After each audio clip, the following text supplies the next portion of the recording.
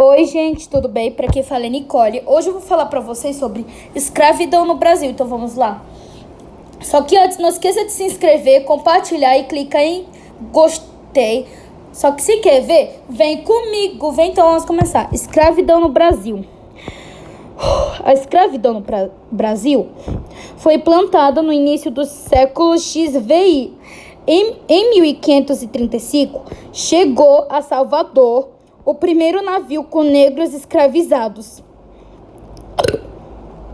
Este ano é um marco do início da escravidão no Brasil, que só terminava 353 anos depois, em 13 de maio de 1888, com a Lei Áurea.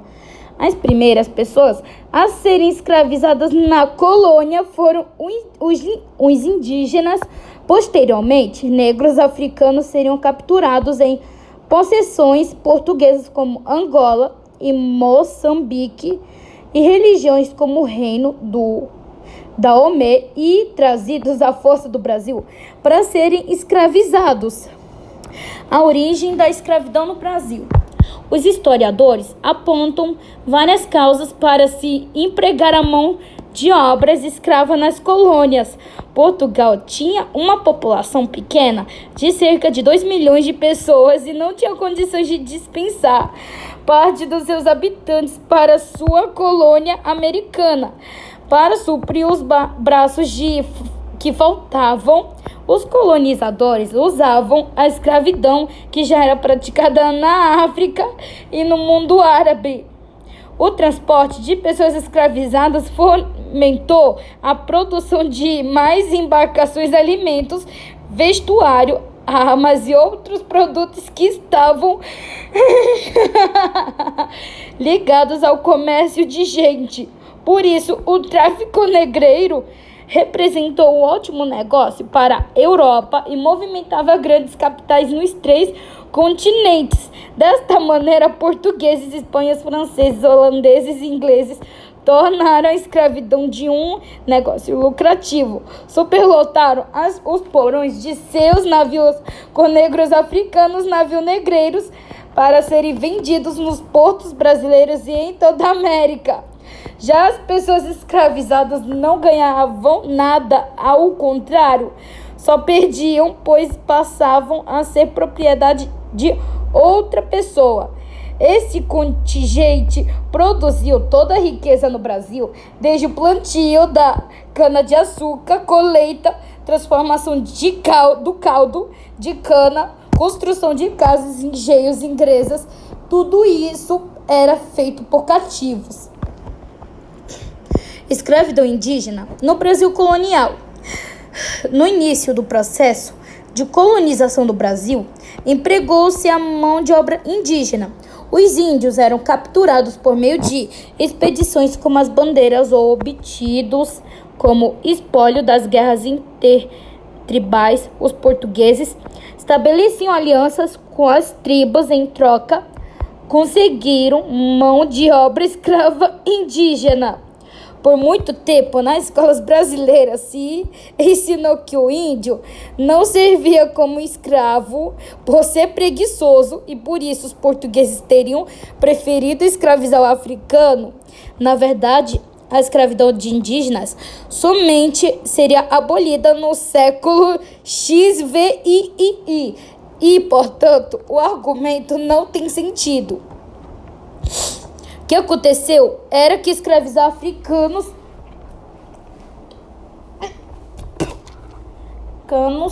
era muito mais lucrativo que escravizar indígenas e, por essa razão, os europeus preferiam investir no tráfico negreiro. O outro impedimento para a escravização do indígena foi a oposição dos religiosos, sobretudo os jesuítas, que protegiam aldeias inteiras em suas reduções. Tipos de escravidão no Brasil. No caso dos portugueses, os negros africanos eram trazidos de suas colônias na África para serem utilizados principalmente na agricultura e na mineração. Desempenhavam também vários serviços domésticos e ou urbanos. Nas cidades haviam os chamados escravos de ganho, utilizados em tarefas do ramo comercial ou de serviços. Normalmente, eles vendiam produtos manufaturados, quitutes, carregavam água ou auxiliavam na administração de pequenos comércios. As condições da escravidão no Brasil eram as piores possíveis e a vida útil de uma pessoa escravizada adulta não passava de 10 anos.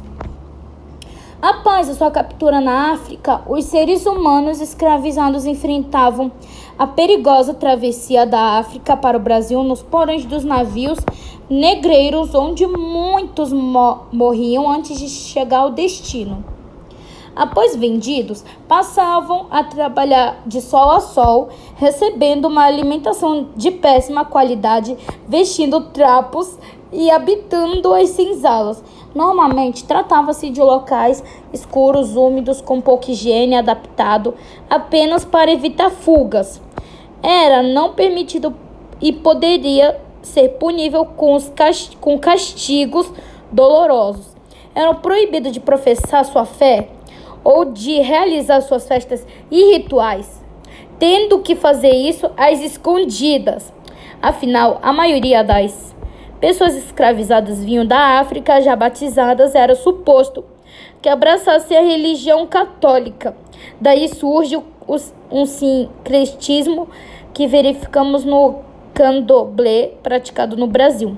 As mulheres negras eram exploradas sexualmente e usadas como mão de obra para trabalhos domésticos como cozinheiras, arrumadeiras, etc. Não era comum que as mulheres escravizadas recorressem ao aborto para impedir que os seus filhos não tivessem a mesma sorte. Quando fugiam, os capitães do mato perseguiam as pessoas escravizadas. A obtenção da liberdade só era possível quando escapavam para quilombos ou quando conseguiam comprar a carta de alforria. Escravidão e formas de resistência. As revoltas nas fazendas não eram raras no período colonial. Muitos grupos de escravos fugiam e formavam comunidades fortificadas e escondidas na mata chamadas quilombos, e uma dos mais significativos no Brasil colonial foi o Quilombo dos Palmares. Ali podiam praticar sua cultura e exercer seus rituais religiosos. No entanto, vários escravizados que não conseguiam escapar preferiam suicidar que continuar cativos. A abolição da escravatura. Quando a sociedade europeia começou a adotar as ideias do liberalismo e do iluminismo, a escravidão passou a ser severamente questionada. Afinal, a privação da liberdade não combinava com a nova etapa do capitalismo industrial. Igualmente, quando a Inglaterra aboliu a escravidão nas suas colônias, substituiu por trabalhadores assalariados. Por essa razão, a produção agrícola ali seria mais cara e as colônias inglesas não poderiam concorrer com os baixos preços praticados pelos portugueses. Assim, era necessário transformar a mão de obra escravizada em trabalhadores assalariados. Isto iria igualar os preços da produção e, no futuro, os ex-escravos poderiam se tornar consumidores. Por isso, a Inglaterra, que liderava a expansão capitalista industrial, aprovou Lei Bill Aberdeen.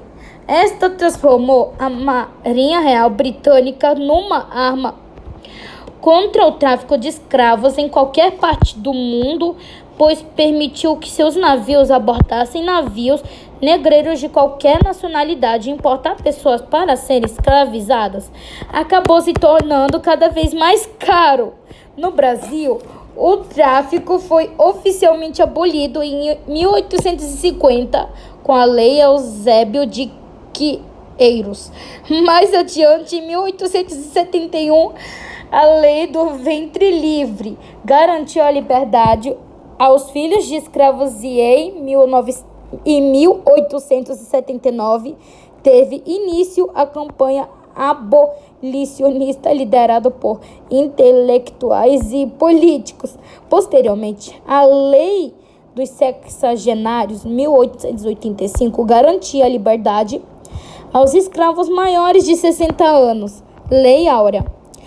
A abolição da escravidão no país foi concedida pela Lei Áurea, aprovada pelo Senado e assinada pela Princesa Isabel, dia 13 de maio de 1888.